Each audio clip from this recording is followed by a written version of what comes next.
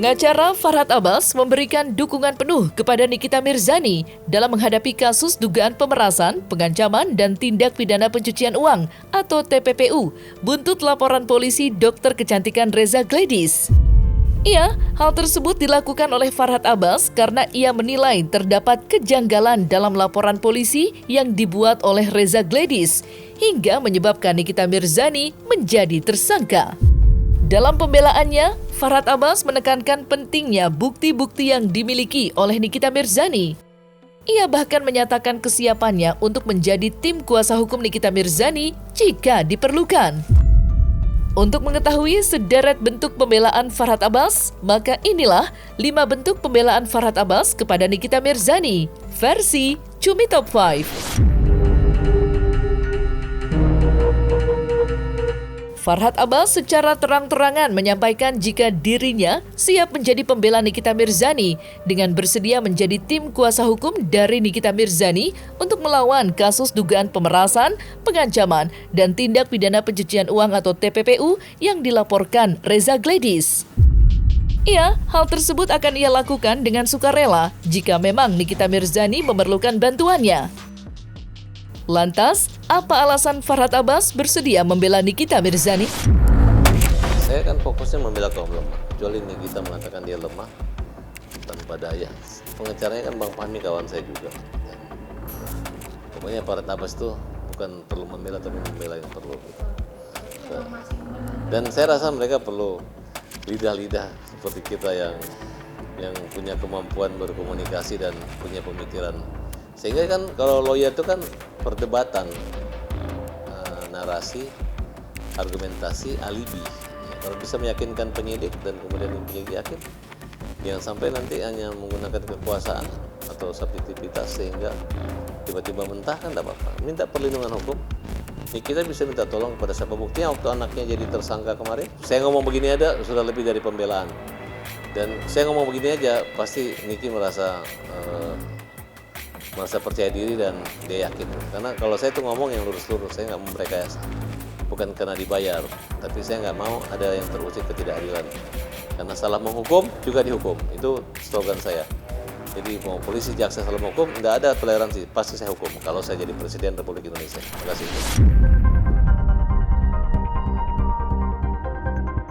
Sebagai praktisi hukum yang paham akan hukum acara, Farhad Abbas menyarankan Nikita Mirzani untuk mengembalikan uang yang diberikan oleh Reza Gladys. Menurutnya, sejak awal seharusnya Nikita Mirzani lebih baik tidak menerima uang tersebut dan lebih memilih untuk melaporkan Reza Gladys ke polisi jika memang terdapat sindikat yang berkaitan dengan skincare overclaim. Lantas, seperti apa pandangan Farhad Abbas terkait kerjasama antara Nikita Mirzani dan Reza Gladys? Kalau menyangkut kasus Nikita Mirzani, apapun yang terjadi kita ambil yang positif dulu, ditengahkan dulu. Karena ini menyangkut pembayaran senilai 4 miliar yang cukup besar, yang dimana kenapa dia membayar gitu. Harusnya kalau saya jadi Nikita Mirzani, saya lebih baik memilih melaporkan skincare tersebut daripada menerima 4 miliar. Saran saya kembalikan aja uang itu, kemudian fight aja gitu. Dan pihak kepolisian tidak usah urus yang begini, karena ini menyangkut keperdataan. Karena adanya permohonan pertemuan dan persetujuan, bukan maling atau menggelapkan seperti. Masih banyak perkara-perkara lainnya yang orang ketipu gara-gara hackers yang membuat rekening orang habis, yang itu lebih diutamakan daripada mengurus uang yang 4 miliar punya skincare tersebut. Dan saya yakin ini kita punya alasan. Dalam kasus dugaan pemerasan, pengancaman, dan tindak pidana pencucian uang atau TPPU yang dilaporkan Reza Gladys terhadap Nikita Mirzani, Farhad Abbas meminta agar pihak kepolisian tegak lurus dalam menangani kasus tersebut. Pasalnya, menurut pandangannya, kasus tersebut terdapat kejanggalan. Terlebih, kedua belah pihak yakni Nikita Mirzani dan Reza Gladys memiliki pengakuan cerita yang berbeda.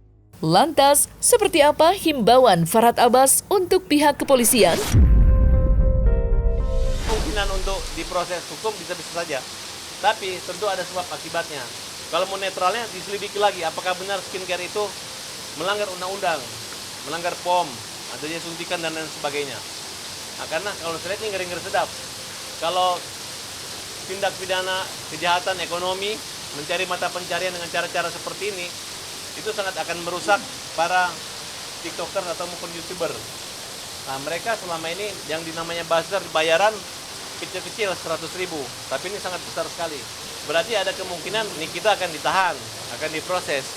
Tapi menurut saya rasa kalau Nikita misalnya dalam keadaan hamil atau dalam keadaan ada jaminan cek atau uang atau ada barang yang disita, saya rasa polisi nggak perlu melakukan penahanan Nikita. Karena biar bagaimanapun kita harus hargai Nikita bahwa Nikita itu adalah korban di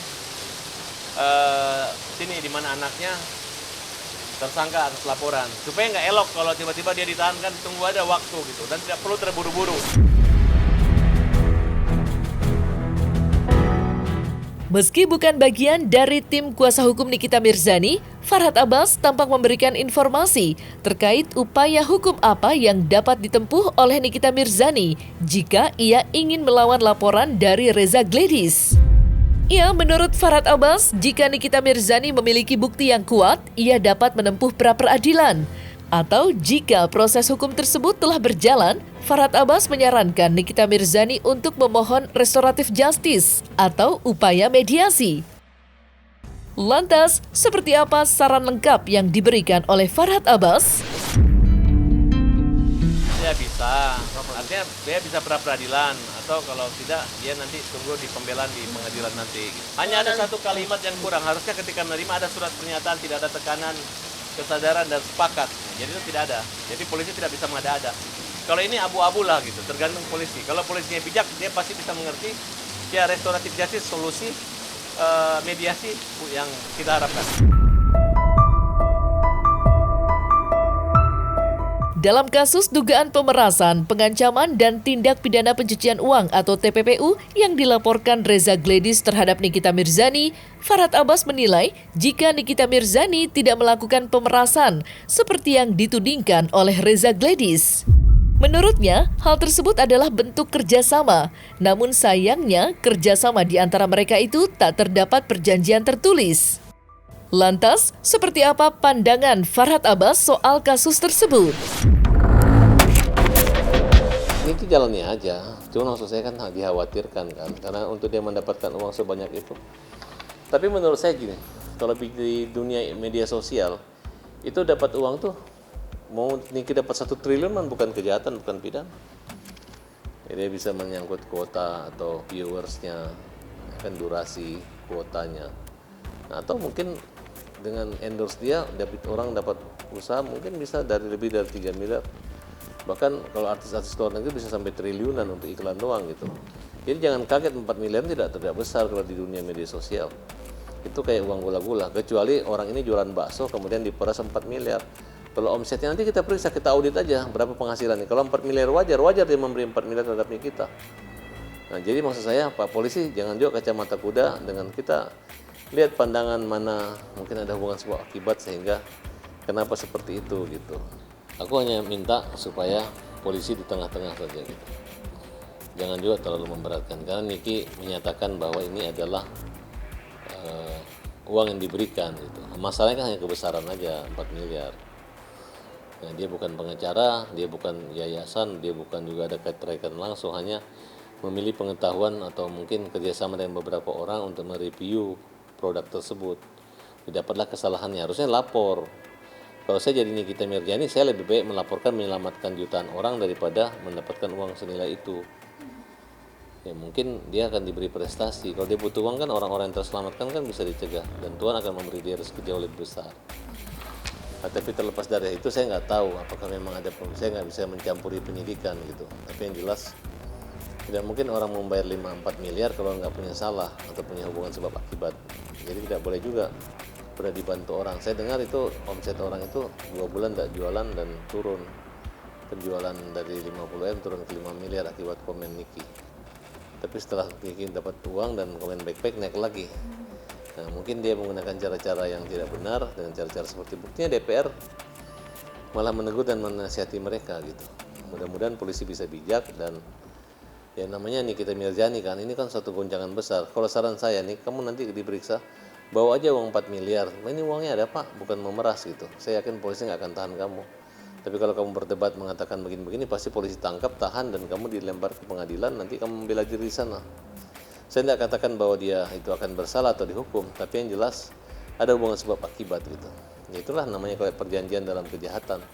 Kalau misalnya berjanji orang pemain judi saling berpinjaman uang main judi baru melaporin polisi kan nggak bisa. Harusnya orang yang punya kesalahan dengan orang yang meras juga nggak bisa juga lapor polisi, ya kan? Karena mereka melakukan perjanjian. Jangan libatkan dia, silahkan dia lapor atau gugat ke pengadilan perdata. Ya kamu kan sudah tahu uang kamu 4 miliar, tinggal gugat rumahnya Niki. Kalau perlu nanti disita rumahnya, diganti kalau kamu menang. Tapi kalau kamu kalah ya itu namanya perdata. Dan tapi kalau pidana bukan menyangkut maksud atau kekuasaan, tapi tentang hukum.